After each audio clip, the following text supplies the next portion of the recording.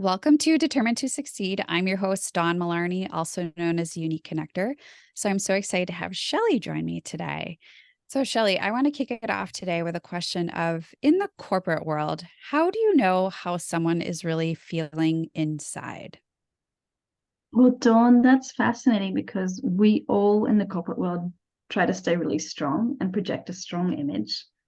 But there's all these little hidden things that happen along the way when we're feeling that insecure inside, insecure or not enough, or we're churning in our head and doubting. And it's things like over explaining, or maybe it's taking too long to decide, or overcompensating. So trying to do more or be more or stay late at the office or produce things quicker and a lot of that can come, like overcompensating is something that can cause people pleasing, Mm-hmm. because if you're not feeling good enough inside, you feel like you have to hide that and push it down. And when people feel really confident and certain, they just have that little extra energy and power, but it doesn't feel like they're trying to hide something from you. Mm.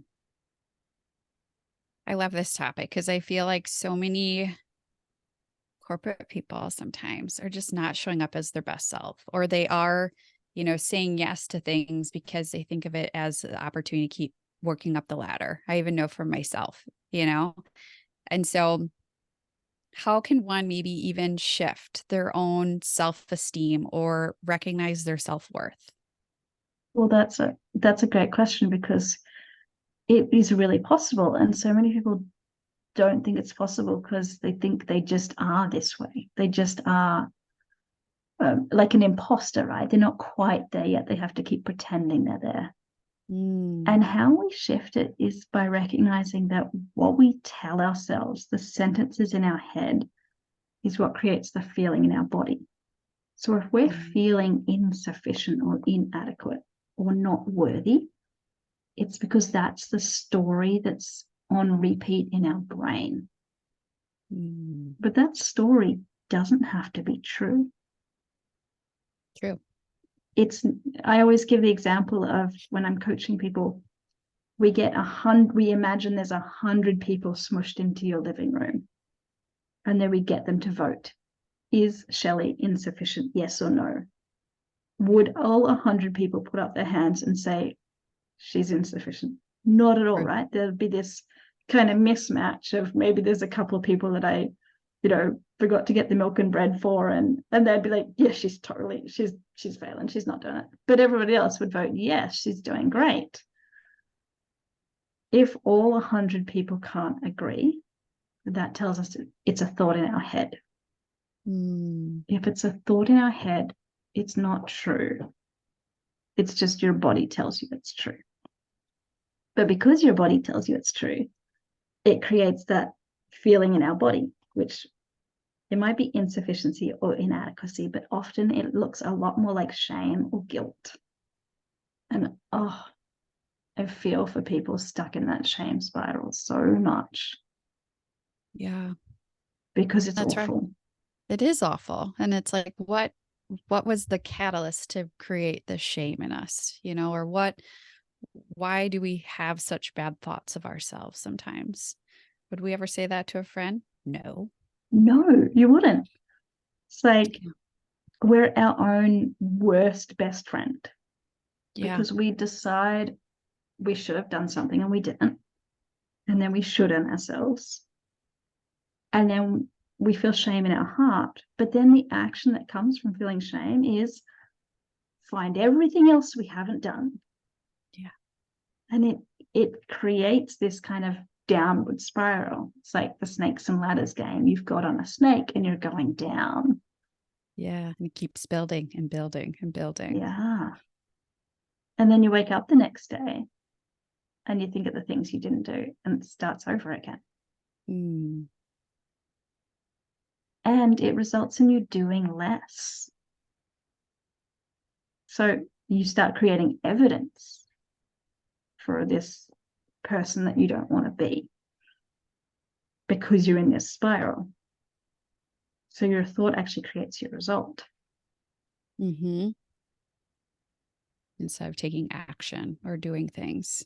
Yeah, it's hard to get out of this stuff, right? It's easy to buffer and scroll on social media instead of like getting the thing done that you're now been putting off for 3 or 4 days. Mm-hmm.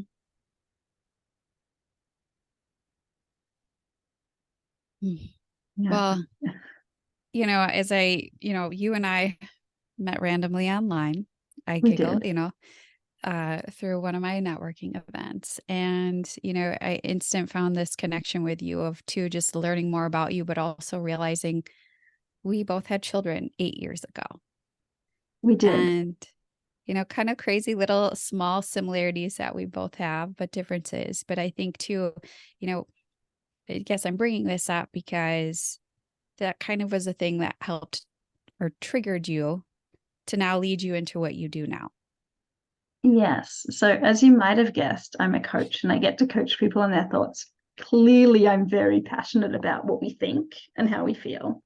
Mm-hmm. Because when I had my daughter, I didn't feel anything. And she may hear this one day and be shocked to hear that when you have a baby in your arms, the society's expectation is you look at them and you feel this beautiful amount of love. Yeah. I knew I loved her because she has blue eyes just like me. It is like looking into your own eyes and somebody else is the weirdest feeling. So I Yep. knew I loved her, but there was no love activated in my body because there was a chemical hormonal imbalance going on. So this looked like me waking up in the morning and looking at all the things I hadn't done.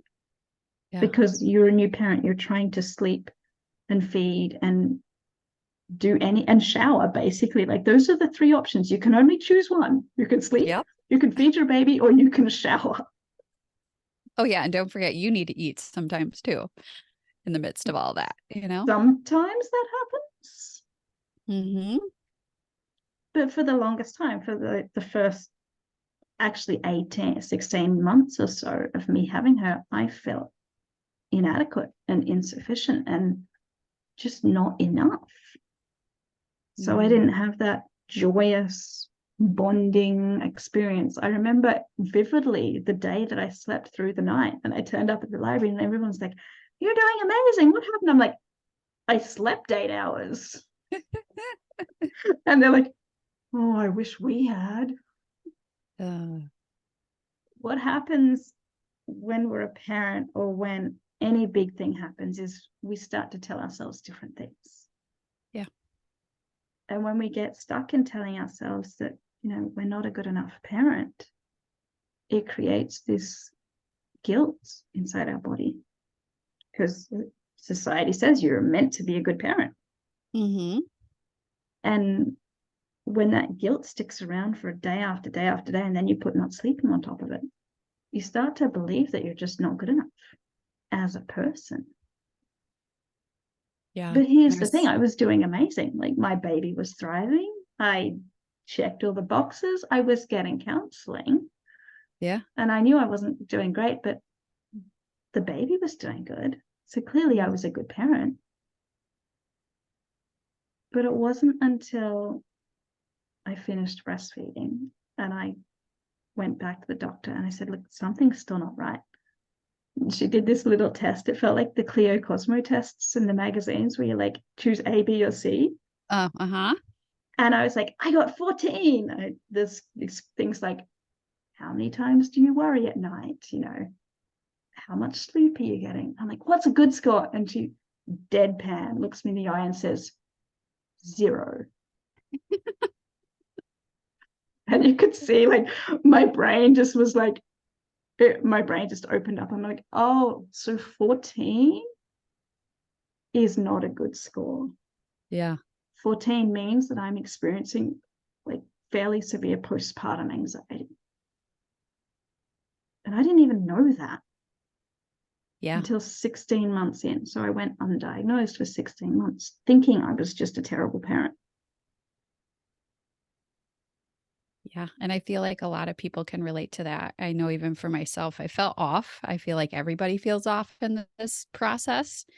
maybe it's lack of sleep or whatnot, but it's all these society expectations too. But also going to the doctor and checking the boxes off and saying, you're good, go home. You're handling this great. So, yeah. So that's what I did. I got Yeah. medication. I got counseling. We checked all the boxes to finish that intense period of postpartum anxiety. But because it went on for so long, I got into this habit of just hating on myself. So when she was 4 and 5, I still thought I was a terrible parent. She was still thriving, coming home with paint spattered fingers from kindergarten and preschool. But there was this moment where I realized, like, this is going to be me for the rest of my life if I don't do something about it. I'm always going to think I'm not good enough. And up until then, I kind of hadn't. Like, I thought in the corporate world that there's always bits of your job you can do better, but I thought that I was doing great. And so when I went back to work and I felt like I wasn't good enough anymore, it was really, really hard. It was hard to pretend that I was still doing good, to put on that face. And put on that mask. Yeah, every day. How are you doing? I'm doing great. Yeah. Well, it becomes pretty obvious when your husband drives by you on the highway going the other direction and he sees you pulled over in your car, bawling your eyes out. He's like, you're not doing great. We need help.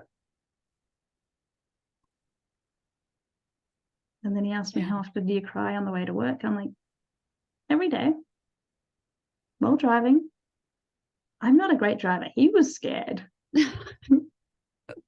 He's like, you cannot cry and drive at the same time. We just know that. Like, you can't even listen to music.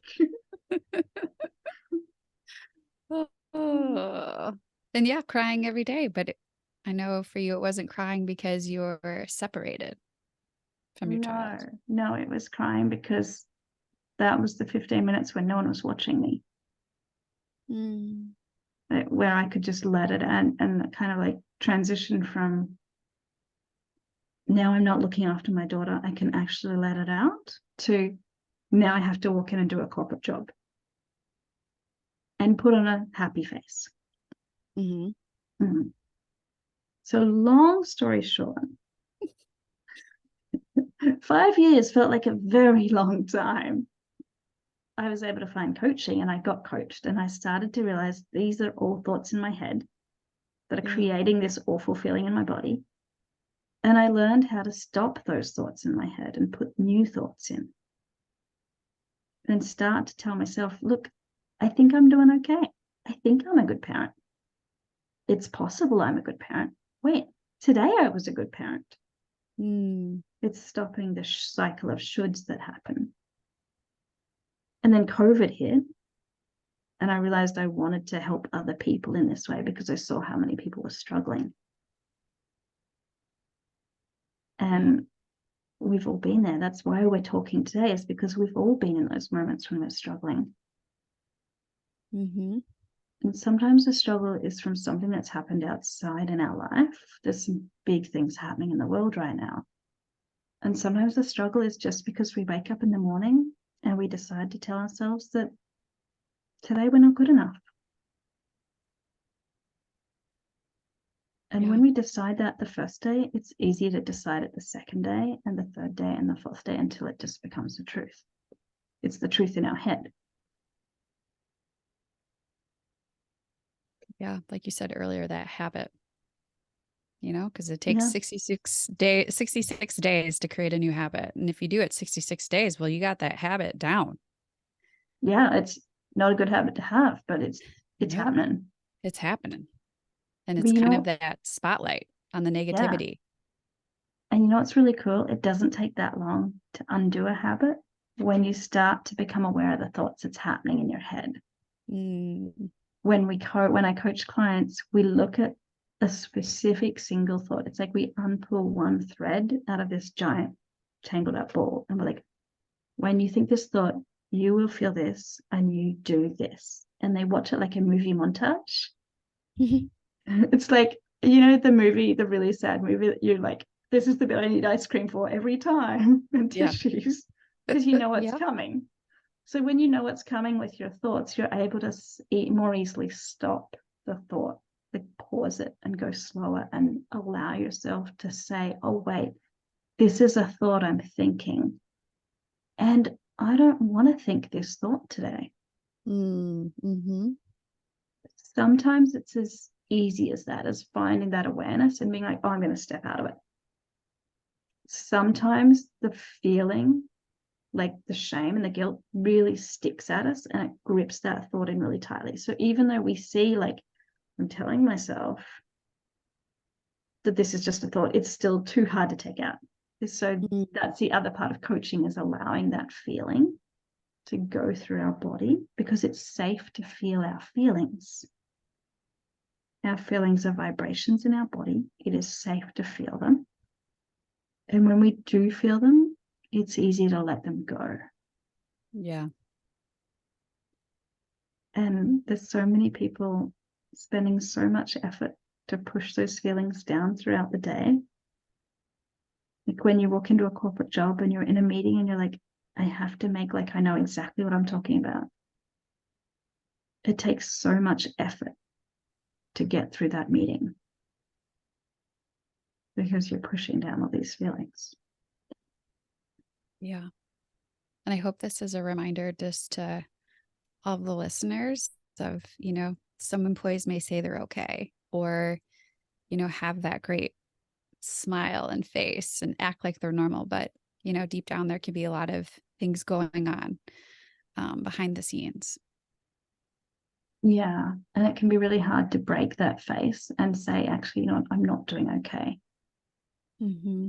And those are those somewhat awkward conversations in offices where I had to do it with my boss of like, you know what, this is what's happening.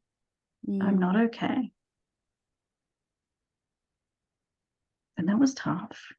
Yeah, it's very tough.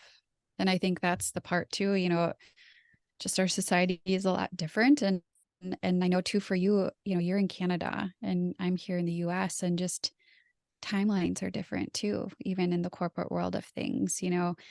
I had at the most 12 weeks, and back at it, I was pumping in a basement closet and going to all these events and hoping I'd have enough milk to feed my child each day, and trying to get back to the grind as if I didn't miss a beat. Which I know too, for you, it's a little different, but still similar things. Is you had a year, but all of a sudden after that year, you got to get back to the grind again, just same as me. And I think that's the part where it's just eye-opening too, of just the time sometimes we need, but also too, it doesn't matter about the time that we have. It could still happen, or these thoughts can go on no matter how long or how much time you have away with your baby, or away from your baby, I guess, even too. Yeah. And when we go back, we're still parenting 24/7. Yeah. And working 30 to 40 hours or 50 hours a week. Uh-huh. And I don't necessarily I don't focus on coaching people with postpartum anxiety specifically, because I coach anybody on everything. I'm a general coach. But there's just this turning moment where if you can catch it at the right moment, you can take these mums and these dads that are struggling so hard and give them their life back. Because we can let them learn those skills to change their thoughts around. And then they get to go and enjoy their baby and their job. Or in some cases, their 8-year-old and their job. Yeah, true. Yeah. Well, so that's what I do. Yeah. Well, I think that's so interesting too, because I feel like sometimes in life we have different moments where we learn. Yes. And then it creates, or is the catalyst for the future of what we should do or how we want to help other people. And that's for even too, for you, Shelly, did you ever imagine you'd be doing what you do now? Not at all. I have a deep passion for supply chain and strategic consulting. Like strategic sourcing I love it. Like give me an RFP to analyze and I'm in my happy place. That's Because awesome. I come from purchasing, so I have I had at that time zero sales experience. But when you go from corporate to entrepreneur, you need to learn how to sell. Yeah. So I had no idea that I would end up, and I'm a very, very heavy introvert, that I would end up getting to learn other people's brains and help them in this deep, impactful way. And I get to do it for the rest of my life, because when you find something you love more than strategic sourcing, you know you need to go with it. Yeah, so there's this turning moment of just like realizing this is my new thing and I love it. Well, it's awesome. And just think all the, it's unfortunate you had to go through it, but just think of the impact and the change that you're doing for so many people. And, I giggle too of like, we met at a networking event and, you just said you're an introvert, but we built such a deep connection. And I feel like that's the part too of life of you can meet new people, get new perspective, but also too, we're learning and growing in the same, learning and growing with the people, and we're getting new perspectives all the time. And so I just appreciate getting the chance to meet you, but also to getting a new perspective, but also to remind the listeners they're not alone, or it's okay if you feel off. And there's help. There's help. And it doesn't matter who you start with, just tell somebody. Yeah. Well, I appreciate you so much, and I'm glad you got to be on the show, and hopefully listeners will have some good takeaways from this. But know you're not alone, and keep shining bright, Shelly. And I'm really thankful that we met, even though we are miles apart. And that's the power of this virtual world and the power of connection. So thank you, Shelly, for joining me. You are very welcome. It's been such a pleasure. And take care, Dawn. Thank you.